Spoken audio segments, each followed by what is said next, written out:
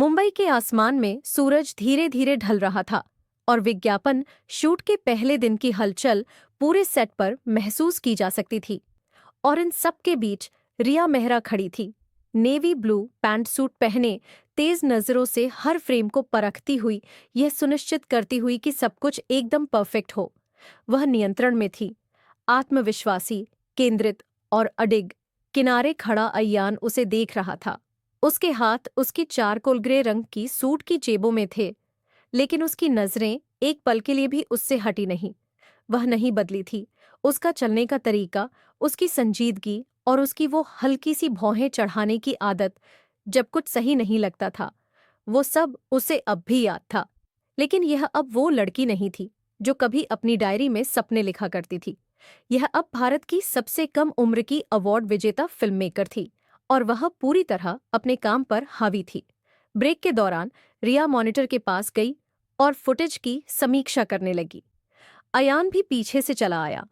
अच्छा लग रहा है, उसने यूं ही कह दिया। रिया ने बिना मुड़े जवाब दिया, मुझे पता है। अयान के होठों पर हल्की मुस्कान आ गई। अब भी उतनी ही आत्मविश्वासी हो, है ना? इस बार रिया ने उसे देखा, लेकिन नपे तुल्ले अंदाज में। अगर मैं न होती तो तुमने मुझे हायर नहीं किया होता। अयान हल्का सा हंस दिया। सही बात है, तुम इसमें बहुत अच्छी हो रिया। रिया ने ऊपर देखा, उसकी आंखों से आंखें मिलीं। उसकी नजरों में कुछ था, कुछ गहरा, कुछ ऐसा जो शायद प्रशंसा से भी आगे था। रिया, वह रुकी। एक पल का सन्नाटा, फिर बहुत हल्की आवाज में, मुझे नहीं लगता कि मैं कर सकता हूं। रिया की उंगलियां मुट्ठियों में बदल गईं। उसने पीछे मुड़कर नहीं देखा। वह नहीं देख सकती थी, क्योंकि उसे डर था कि शायद वह भी कर पाएगी।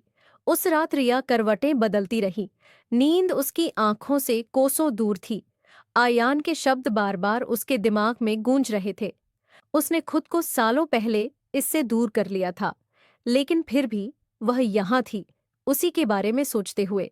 शहर के दूसरी ओर आयान अपनी पेंट हाउस की बालकनी में खड़ा था, फोन हाथ में लिए। वह उसे मैसेज करना चाहता था, पूछना चाहता था कि क्या वह भी उसके बारे में सोच रही थी जैसे वह उसके बारे में सोच रहा था। लेकिन उसे जवाब पहले से पता था। वह सोच रही थी, कुछ चीजें कभी नहीं बदलती और कुछ एहसास कभी खत्म नहीं होते।